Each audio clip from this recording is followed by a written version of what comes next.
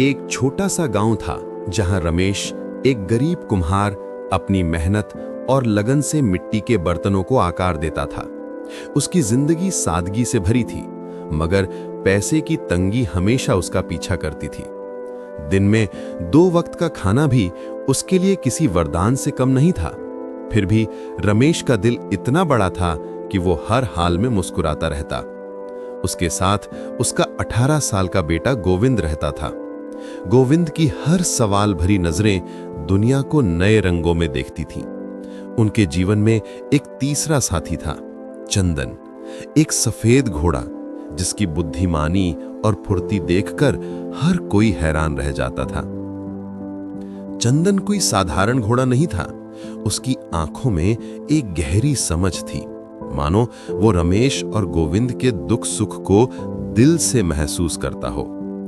खेतों में मिट्टी ढोने से लेकर बाजार तक बर्तन पहुंचाने तक चंदन हर काम में उनकी मदद करता।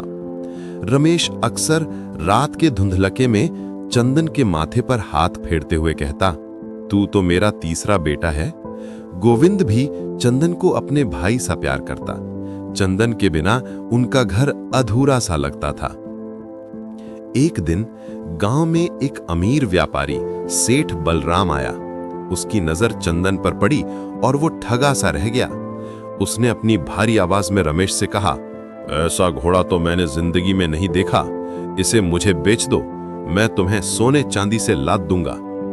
रमेश ने उसकी बात सुनी, फिर एक गहरी सांस लेकर शांत स्वर में जवाब दिया, सेठ जी, चंदन मेरे लिए सिर्फ एक घोड़ा नहीं, मेरे परिवार का हिस्सा है। मैं अपने दिल का टुकड़ा कैसे बेच सकता हूं?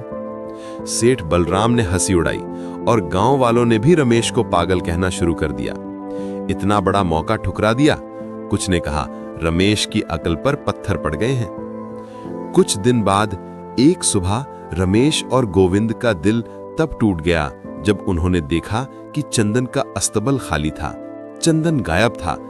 दोनों ने दिन रात जंगलों, खेतों और गांव की गलियों में उसे ढूंढा, मगर चंदन का कोई अता पता नहीं था। गांव वालों की जुबान फिर तेज हो गई। देखा रमेश इतने कीमती घोड़े को संभाल भी नहीं सका। कुछ ने ताने मारे। गोविंद की आंखें आंसुओं से भरी थीं। उसने अपने पिता से दुखी होकर कहा, पिताजी, चंदन चला गया, आप इतने शांत कैसे रह सकते हैं? क्या आपको दुख नहीं? रमेश ने गोविंद के कंधे पर हाथ रखा, उसकी आंखों में देखा और मुस्कुराते हुए बोला, बेटा, जो होता है उसे तुरंत अच्छा बुरा मत ठहराओ। समय ही बताएगा कि इसमें क्या छिपा है। चंदन हमारा है और हमारा दिल उससे जुड़ा है। धैर्य रख। गोविंद को पिता की बातें समझ नहीं आई। उसे लगा शायद रमेश अपना दुख छिपा रहे हैं। लेकिन एक सुबह जब सूरज की पहली किरणें गांव पर पड़ी, एक चमत्कार हुआ। चंदन वापस आया, ना सिर्फ अकेला बल्कि 4 जंगली घोड़ों के साथ। उनके खुरों की आवाज से पूरा गांव जाग उठा। लोग दौड़कर रमेश के घर पहुंचे। अरे, ये तो कमाल हो गया, कुछ ने कहा। रमेश तो सचमुच भाग्यशाली है। 4 खूबसूरत ताकतवर घोड़े मुफ्त में मिल गए थे। रमेश बस मुस्कुराया और बोला, शायद चंदन अपने पुराने दोस्तों को लेने गया था। अब वो अपने झुंड के साथ लौट आया। गोविंद का चेहरा खुशी से चमक उठा, लेकिन उसने देखा कि उसके पिता की शांति में कोई बदलाव नहीं था, न घमंड न उत्तेजना।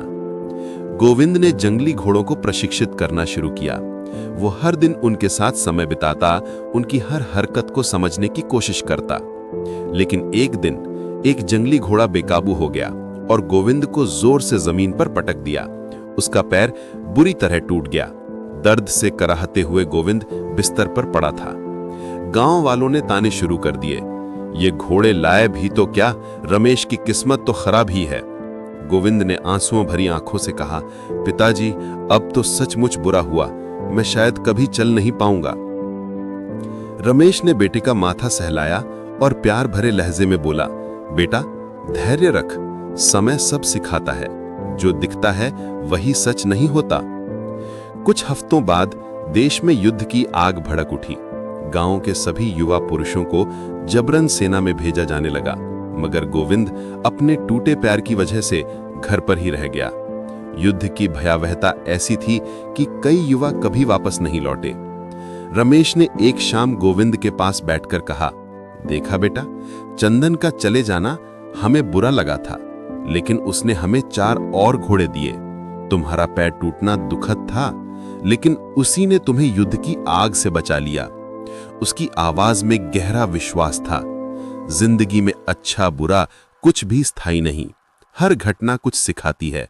बस हमें शांत रहना है, समय पर भरोसा करना है। रमेश की बातें गोविंद के दिल में उतर गईं। उसने महसूस किया कि जिंदगी की हर लहर, चाहे वो सुख की हो या दुख की, एक सबक लेके आती है। रमेश ने आगे कहा, बेटा, जब सुख आए तो फूल न जाना, और जब दुख आए तो टूट न जाना। समय के साथ चल, ना आगे भाग, ना पीछे रुक, क्योंकि अंत में सब कुछ संतुलन में आ जाता है। ये कहानी हमें सिखाती है कि जिंदगी की हर घटना, चाहे वो कितनी भी अच्छी या बुरी क्यों ना लगे, अपने साथ एक गहरा सबक लाती है। हमें तुरंत नतीजों पर नहीं पहुंचना चाहिए। जो आज दुख देता है, वही कल सुख का कारण बन सकता है। धैर्य, विश्वास और शांति के साथ हर पल को स्वीकार करना ही जिंदगी का असली मंत्र है।